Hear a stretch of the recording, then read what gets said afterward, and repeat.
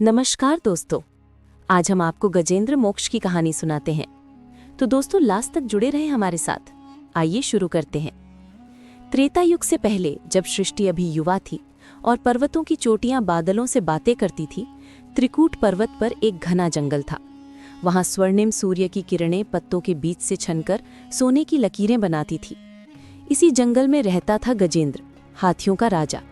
उसका शरीर विशाल था, सूंड इतनी लंबी कि आकाश को छू ले, और आंखें ऐसी कि प्यार से भरकर भी डर पैदा कर देती थी। उसके दल में सैकड़ों हाथी थे, बच्चे, बूढ़े, जवान। गजेंद्र उन्हें पिता की तरह पालता था। सुबह होते ही वो अपने दल को लेकर पानी की तलाश में निकलता और शाम ढलते ही सबको सुरक्षित लौटाता। लेकिन गजेंद्र का मन भरा हुआ था। वो सोचता, मैं इतना शक्तिशाली हूँ, फिर भी मेरे अंदर एक खालीपन है।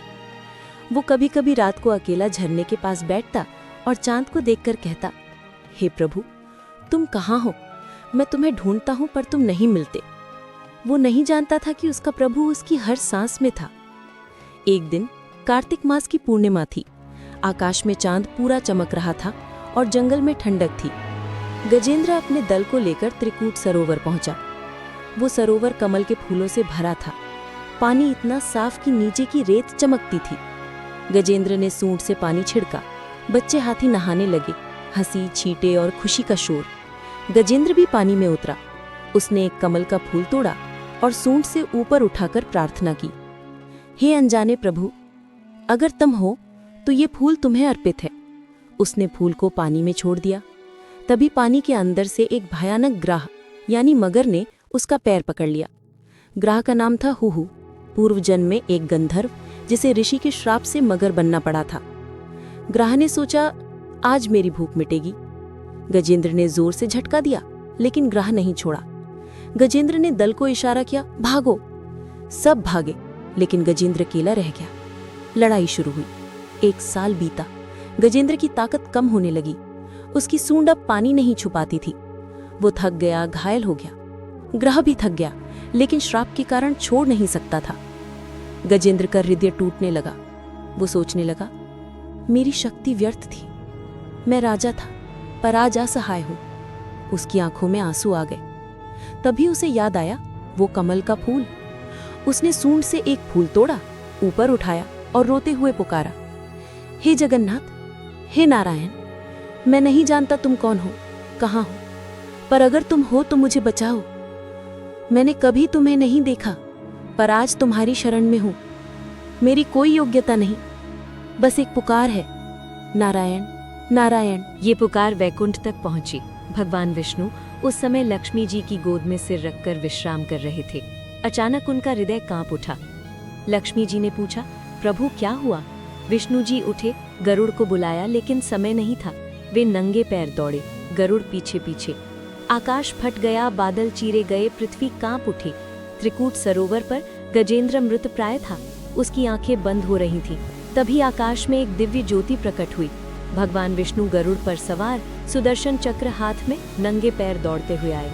उन्होंने ग्राह पर चक्र फेंका। ग्राह का शरीर कट गया, लेकिन उसकी आत्मा मुक्त हो गई। हुहू गंधर्व रूप में प्रकट हुआ और बोला, प्रभु, मैं श्राप से मुक्त हुआ। फिर विष्णु जी गजेंद्र के पास आए। गजेंद्र की आंखें खुली। उसने देखा नीले रंग का दिव्य पुरुष, पीतांबर कौस्तुभ मणि और आंखों में करुणा की गंगा। गजेंद्र रो पड़ा। उसने सूंड से विष्णु जी के चरण छुए। भगवान ने उसे गले लगाया और बोले, गजेंद्र, तुमने मुझे पुकारा और मैं दौड़ा चला आया। न गरुड़, न चक्र, न वैकुंठ, बस तुम्हारी पुकार। तुम्हारा फूल मैंने स्वीकार किया था, आज तुम्हें मोक्ष देता हूँ। गजेंद्र का शरीर दिव्य हो गया। वो वैकुंठ चला गया। हुहू भी मुक्त हुआ। सरोवर शांत हो गया। कमल फिर खिलने लगे। पूर्व जन्म की गाथा। गजेंद्र पूर्व जन्म में राजा इंद्रद्युम्न था, एक परम विष्णु भक्त। वो पूजा में लीन रहता। लेकिन एक दिन अगस्त्य ऋषि आए। इंद्रद्युम्न ध्यान में थे, उठे नहीं। ऋषि ने श्राप दिया, हाथी बनो। लेकिन विष्णु जी ने वरदान दिया, मोक्ष मिलेगा। हुहू गंधर्व था। देवल ऋषि के स्नान में मजाक किया, श्राप मिला, मगर बनो। गजेंद्र स्तुति भागवत पुराण का अमृत। गजेंद्र की स्तुति श्रीमद् भागवत स्कंधाठ अध्याय 3 आज भी गाई जाती है। इसमें 32 श्लोक हैं। कुछ पंक्तियां, नमो नमस्ते त्रिदशे शर्वाय भूतादिनाथाय नमो नमः, यद्यद् विश्वं भवति तद्त्वं नारायणः। ये स्तुति संकट में पढ़ी जाती है, रोग भय मृत्यु से मुक्ति देती है। इस कहानी से हमें ये संदेश मिलता है कि जो अनजान भी पुकारे भगवान दौड़ते हैं। गजेंद्र ने कभी मंदिर नहीं गया, मंत्र नहीं जाना, लेकिन सच्ची पुकार की। भगवान को योग्यता नहीं, भक्ति चाहिए। नंगे पैर दौड़ना ये प्रेम का प्रतीक है। माता के लिए बच्चा दौड़ता है, वैसे ही भगवान भक्त के लिए। आज भी चमत्कार। कहा जाता है जो गजेंद्र स्तुति पढ़ता है उसका संकट टल जाता है। एक सच्ची घटना, 1990 में राजस्थान के एक गांव में बाढ़ आई। एक किसान नदी में फंसा, उसने गजेंद्र स्तुति याद की और पुकारा। अचानक नाव आई, वो बच गया। त्रिकूट सरोवर आज भी है।